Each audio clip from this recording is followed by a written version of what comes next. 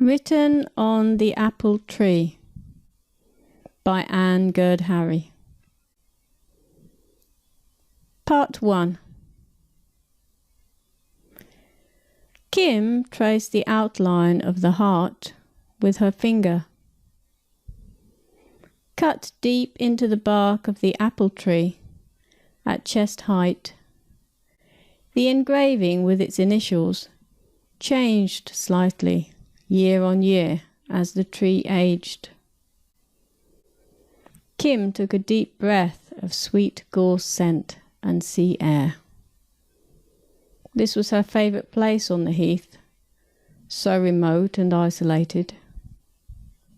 She lay her cheek on the carving. The tree pulled her back here again and again, at sad times and even in her happy moments. Kim had watched her friends move from the area one by one, and she stayed. And it was only the carving and this spot which fixed her as if she would always be tied to that old tree. "Hello." Kim whirled around, and as she pulled away from the bark, a rough edge nicked her face. "Hey, be careful. Did you hurt yourself?" Her heart rate jumped. The young man standing behind her had blue-grey eyes. Unlike her jeans and sweatshirt, he wore a strangely fashioned white shirt. He'd crept up so quietly she'd not heard any warning sounds. Kim took a few steps back and checked her cheek. "It's nothing." "Let me see." She considered running, but that would mean turning her back on him. "There's nothing to worry about," he said, and he spread his hands in a gesture of openness. It was odd because he seemed familiar, though she knew he wasn't a local. She knew everyone around here. Kim's hand dropped to the mobile in her pocket. He smiled. It was a nice smile, easy and reassuring. "What are you doing up here on your own?" he asked. "This is my preferred place, and I like it deserted, and anyway, I could ask you the same question." She noticed how his blonde, shoulder-length hair reflected the light, and his open collar revealed bronzed skin, and when he walked towards her, she didn't move away. There was something about his manner which seemed, well, natural, almost as if they'd known each other a long time, like when she met her cousin, whom she'd not seen for years, but the two of them could be close immediately and pick off where they'd left off. The young man came up and then reached out his hand, and with light fingers turned her cheek to face him. She didn't pull away, and the touch of his fingers felt like a caress. "How old are you then?" he asked. 21. Then she kicked herself for answering, because it wasn't any of his business. He smiled a long, slow smile with full red lips. "I'm Oliver." He had a faint accent, which she couldn't quite place. "Kim," she replied. Above them a skylark sang, the sound high and bright. She'd always thought it one of the most beautiful sounds in the world. Kim watched Oliver as he bent to examine the heart carving. "Well, Kim, here we are on a wonderful day, listening to one of the most beautiful sounds in the world. Isn't that how you always describe it?" Her heart gave a funny little skip. Oliver continued.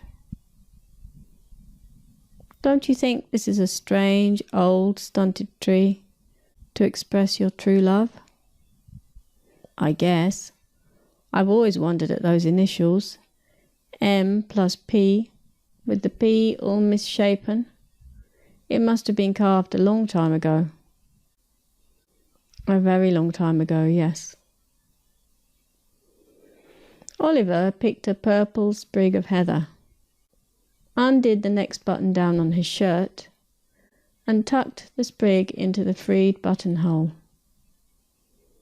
Kim swallowed and looked away from his exposed chest.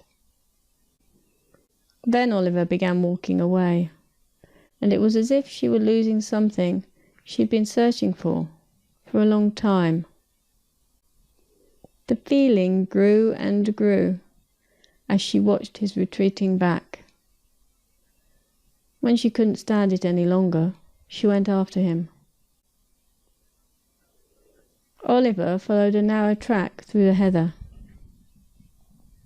As they turned inland, Kim noticed that on the seaside of the heath, a light haze had begun gathering at the cliff edge, a sure sign of an imminent sea mist. Few trees survive up here, and those that do are stunted by the sea breeze. They don't like the salty air. So it's amazing there's even an apple tree growing here, she called after him. Is that so? He paused to let her catch up, and she watched him bend to a gorse bush to smell the scent. She came alongside. Yes, my grandfather told me. Oliver stood up and stared her in the eye.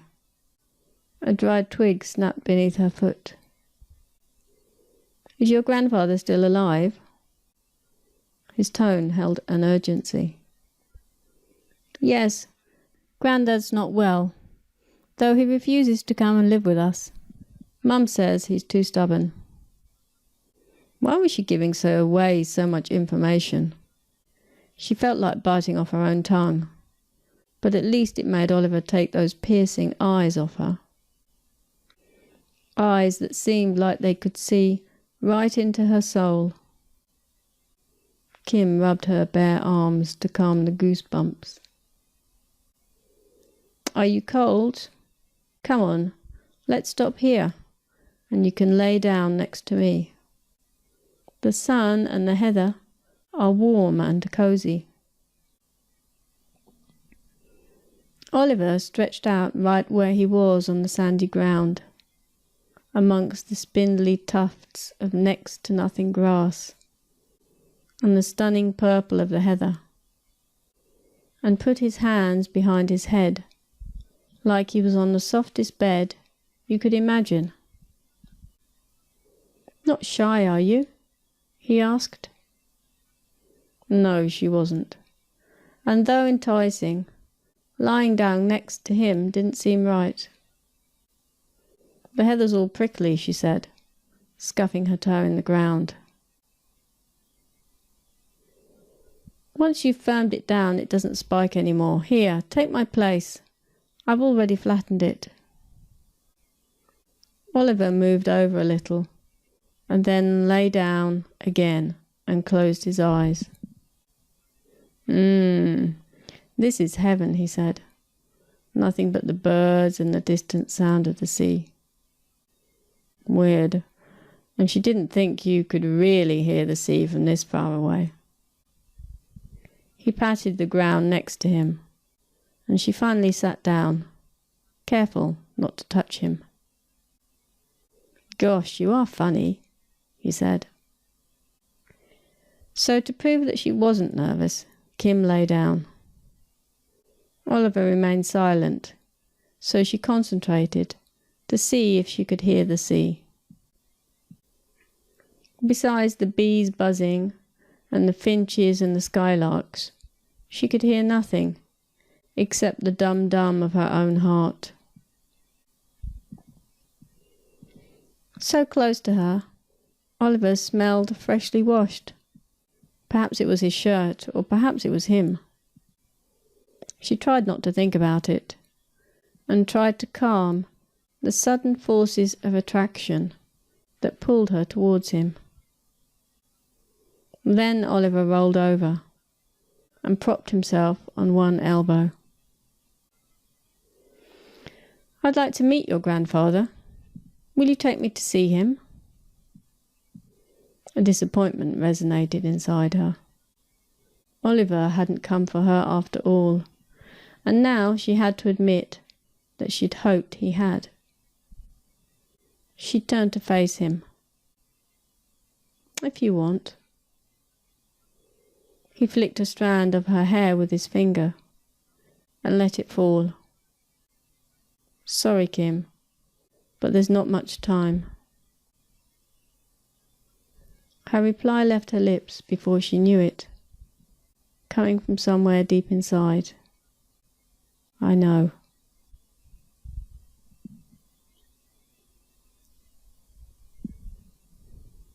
Part 2. When they stood up, Oliver took her hand, and Kim didn't pull back, and found her hand fitted comfortably in his, as if she were perfectly used to holding hands with him. Her skin registered every nuance of Oliver's palm, every movement of his hand. Perhaps this is what they called falling in love, when even the bird songs seemed brighter and the ground more springy underfoot. Oliver hummed to himself, and as they walked, the sea mist crept closer, rolling over the edge of the cliff. They walked for about half an hour, the track taking them around the far edge of the village, and in all that time Kim didn't say a word, because breaking the silence might have spoiled the specialness. Finally, they arrived at Grandad Jerome's out-of-the-way house, built far apart from the others, as if it were an outcast. Grandad Jerome said he liked it that way. Once immaculately kept, weeds now covered the garden and twined around the fence post. As she pushed open the gate, Kim smelt bitter, crushed bindweed. Oliver put his hand on her shoulder. "Don't be surprised by anything I say or do. Just trust me." She examined Oliver's face and his expression, and the strange, triangle-shaped scar on his cheekbone. To say, "What on earth are you talking about?" seemed like it might shatter the dream. So she said nothing and only shrugged. As Oliver stepped forward, a horrible crunching sound came from underneath his shoe. When he lifted his foot, a snail lay crushed. "I'm sorry, that was a mistake," he said. "Oh, they get everywhere, and there are hundreds of them anyway." Kim bit her lip as she stepped over the remnants of the snail, mixed with bits of its own shell. "No, it was careless of me. I should have looked where I was going. The thrushes should be the only ones who kill snails. Isn't that what you always say?" Something funny happened with her breathing, like it stopped for a moment. How could he possibly know? Oliver smiled. "Seems like we're expected." Grandad Jerome stood in the doorway, leaning on the doorframe, and a deep frown creased his brow, pulling his bushy eyebrows together. "Hello, Grandad. This is Oliver. He's a friend of mine." Her granddad's grouchy expression remained, but she knew it wasn't anything to be worried about. He was often in a bad mood. Better come inside then, Grandad Jerome said. Following him down the dim hallway, they came to a room at the back which overlooked the garden. "Take a seat," said Grandad Jerome. "It's not so often I have visitors."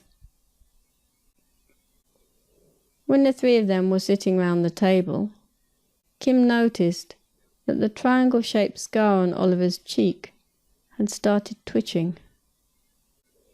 The chair creaked as Grandad leant forward. "So, what brings you to these parts, young man?" "You do." Oliver's voice sounded flat, matter-of-fact. She stared at him and then at Grandad, and under the table her hand shifted to her pocket, where the rectangle of her mobile pressed against her leg. If her mum was at home, it would take about 10 minutes for her to drive over to Grandad's. Oliver didn't take his eyes off Grandad. "Nobody's going to come to help us, Kim. We're surrounded." Again that monotone voice. Surrounded? What was he talking about? Kim stood up, her chair falling backwards onto the carpet. "Don't worry, Grandad. Oliver and I are leaving." She grabbed Oliver's arm and tugged. Oliver refused to move. "Whatever you want, you're not going to find it here," said Grandad. "So why don't you just run on home and leave me and Kim alone?" "No, I don't think so. And like I said, we're surrounded. They'll be closing in on us soon." Kim whipped her mobile from her pocket. Her mum or the police, which one should she go for? The screen remained blank. Surely she hadn't forgotten to charge it again. Grandad's home phone sat on the bureau in the corner of the room, and she bolted towards it and lifted the receiver. The line was dead. Sweat prickled her back. Grandad was slow-moving these days, so they couldn't make a run for it. "Kim, I thought I told you to trust me," said Oliver. "Jerome is a liar and a cheat, and I've come a long way to put the score straight." Grandad Jerome snorted at Oliver. "They've been working on the line all week, Kim. 1 minute it's off and another it's on. Damn thing." Somewhere in the distance a church bell rang once, twice, 3 times. Kim went to the window and found that the mist had rolled in so far she could hardly make out the dim shape of the wall at the end of the garden. "Do you remember me yet, Molly?" asked Oliver. She turned to face Oliver and her grandad. Molly had been her grandmother's name, and as the window ledge pressed hard into her back, she breathed out long and slow. This was going to be difficult. "Yes, of course I remember you." Part 3. "No need to play along with his games," said Grandad. Grandad shifted his weight and eased his left leg to stick it out straight. His arthritic knee must be hurting. "The only thing we're surrounded by, lad, is sea mist. So no harm in staying put. I've nothing better to do for the time being," said Grandad. "Did you threaten her?" Now Oliver spoke in a whisper, his mouth tight. And to think she'd been hoping he'd kiss her. Kim shivered and zipped her sweatshirt right to the top and kept her hand there, pulling the collar close. "I said, did you threaten her?" Now Oliver's voice held venom, and his knuckles were white where he gripped the edge of the table.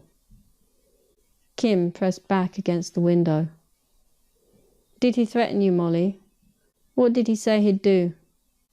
"Stop calling her that," said Grandad. "She's not Molly. Her name's Kim." Oliver leaned forward. "She's my Molly, old man, and you're not going to forget it. Not this time." Keeping his glare fixed across the table, Oliver reached into his pocket, and when his hands came back into view, he held a mean, nasty flick knife. He pointed it towards Grandad's face. "Trust me, Moll. I said I'd come back for you. You knew I'd keep my promise, didn't you?" With her back gone so cold and her body shaking, Kim's head gave the slightest of nods, of its own accord. "I know he forced you to marry him. Well, he's a liar and a cheat, taking another man's girl. I've been out on the high seas working my passage, and I cleared my name. Been to the Indies, been to Australasia, been all over, and now I've come back like I said I would." Spittle flecked the corner of Oliver's mouth. In the distance, the church bell tolled again. A gloomy clamour, distorted and dampened by the mist. It wasn't a Sunday. Why was the bell ringing like that? Grandad's chair creaked as he stood up. "Stay where you are," said Oliver. "I do what I want in my own house, boy." Grandad ignored Oliver and shuffled to the stove to fill the kettle. Old and stubborn, just like Mum said. He should be living with them, only he'd never wanted to. Always preferred to stay close to the heath. The heather from Oliver's buttonhole had fallen to the floor, and the purple bells lay stark against the pale carpet. How stupid of her to bring a stranger here.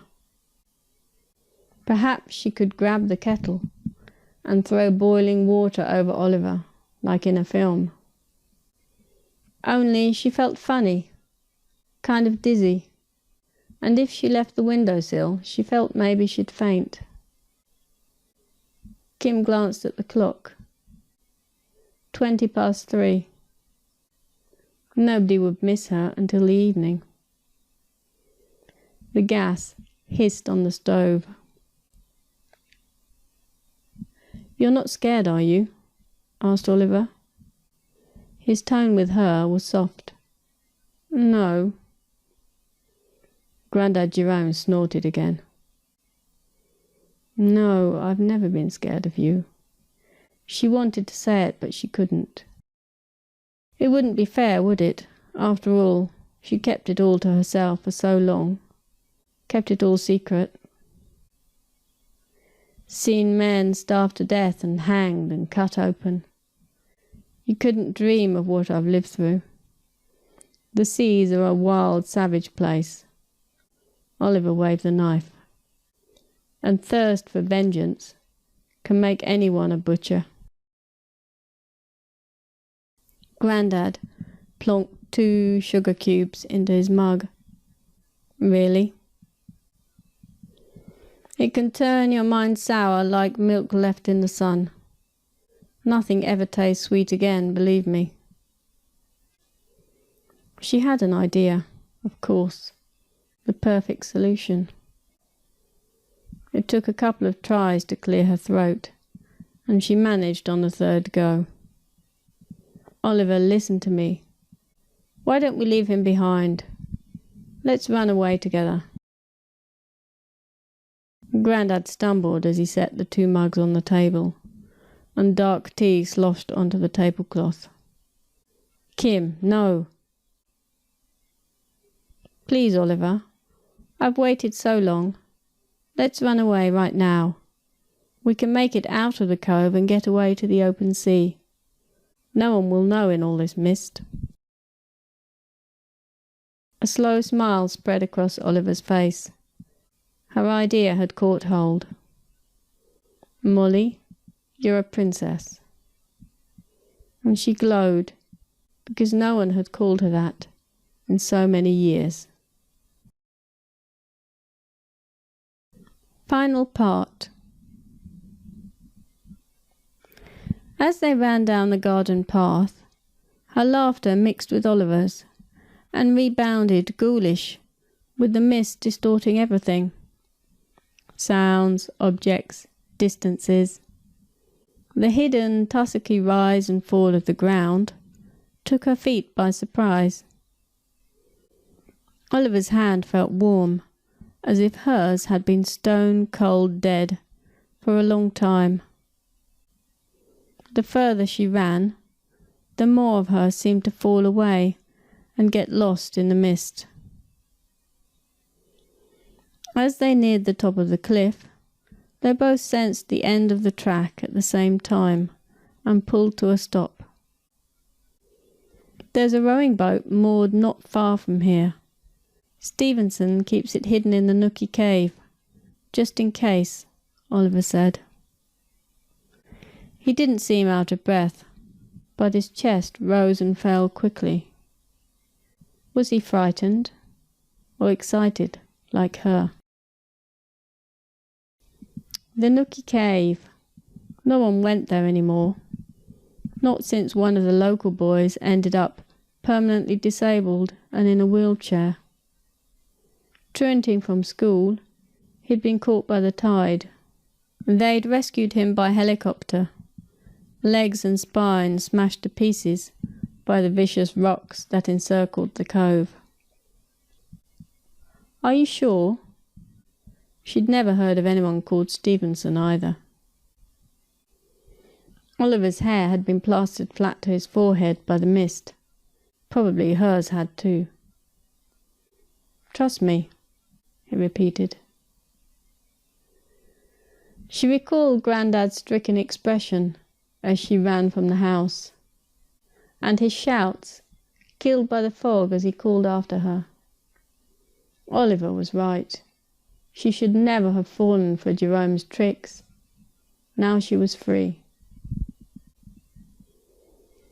They'd come to a stop at the very edge of the cliff, and she twirled on the spot with her arms flying out on either side. Free as a bird. Hey, careful! Fog plays with your mind, and you're too near the edge. Oliver pulled her close. She liked the tug of his arm, and the way it fitted snug around her waist. We'll head down to the beach. Now follow right behind me, Oliver said.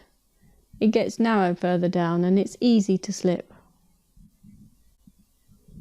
She nodded, though now she was with him again, she didn't care. Even with Oliver sounding so serious, part of her wanted to dash down to the beach, reckless and oblivious.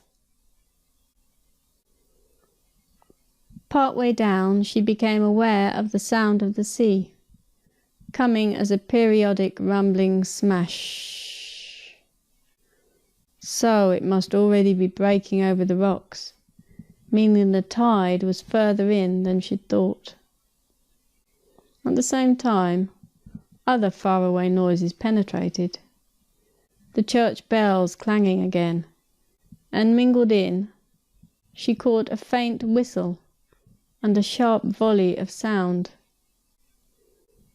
Oliver must have heard too, because he speeded up.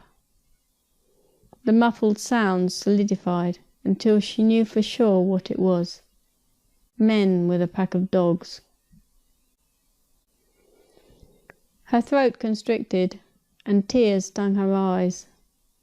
They kept going until they could see the water, foaming and spilling over the distant rocks, and until it was certain beyond doubt that they'd never make it to the cave. and get out of the bay in time. Oliver looked up at her. You know they're coming for us, don't you?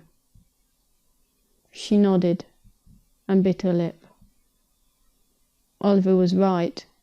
They were surrounded, cornered like before. If Oliver didn't escape, he'd be imprisoned again. We can still make it, Molly. Don't give up now. Did she have the courage to follow the man she loved, whom she'd always loved? Or would she condemn herself to another passionless life, a painful non-existence? She thought of the treacherous sea. Better to drown than live a lie. Dare she? She closed her eyes and imagined the cold suck of the water on her body, dragging her down like a rag doll. The same agonizing image she'd imagined for endless nights. Once the sea breaches the rocks, the only passage out will be too dangerous. We'll be smashed to pieces. She didn't add there was no boat. Not any more. She saw the torn look in Oliver's eyes, the torture, the hesitation, and his palm slowly slipped from hers, and as it did, his warmth left her.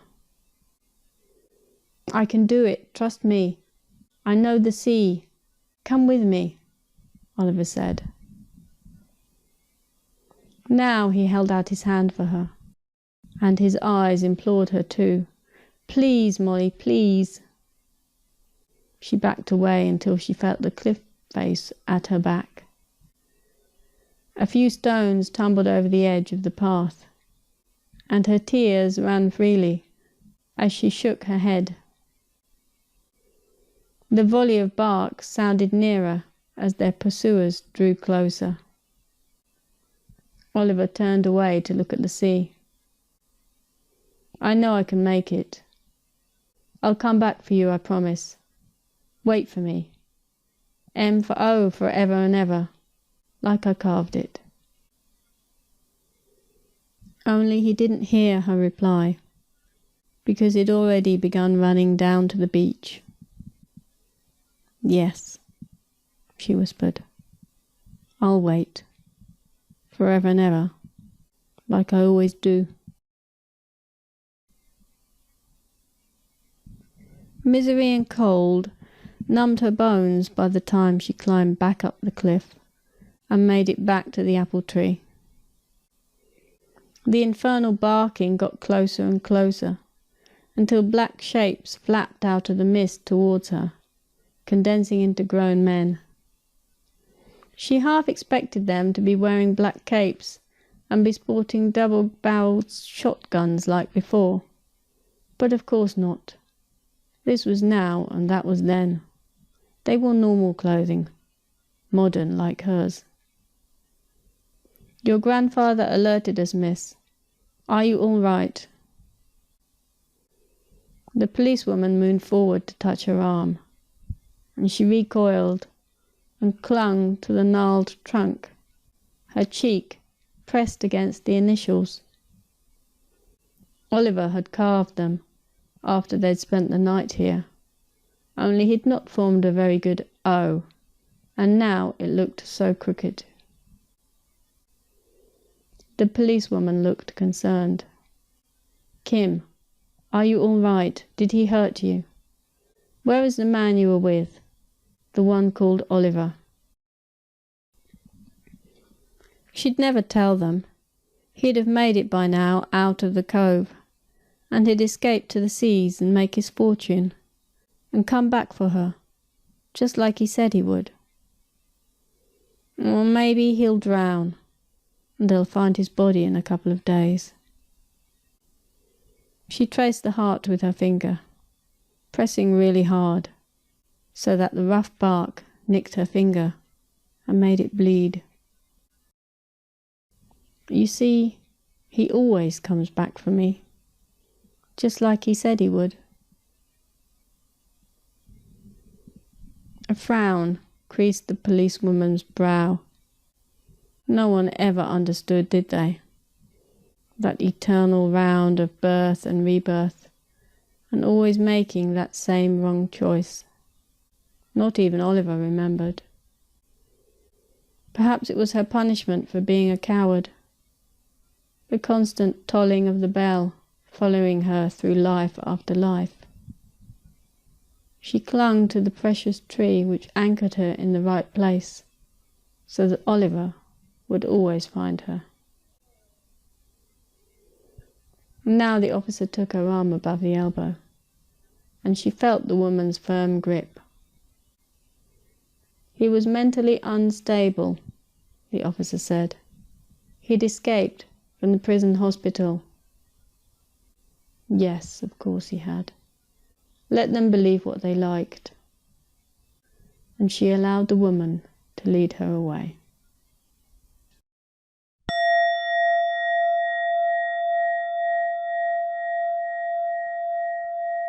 That's the end of the story. We hope you enjoyed it. Please comment, like, favourite, subscribe and share, as this really helps us out, and it will help us to put more stories up on YouTube. The transcript of Written on the Apple Tree is available to download for 99 cents on Amazon Kindle. That's less than $1. You can find links here on our website, http://tales-of-the-unexpected.html. There are two ways to receive updates on promotions. The first, to receive personal reminders by going here, angeredharry.weebly.com/receive-promotionsnews.html. Please remember to put Enjoy English in the comment box and tell us which country you are from. Or you can check our promotions page regularly, angeredharry.weebly.com/my-promotions.html. Enjoy English.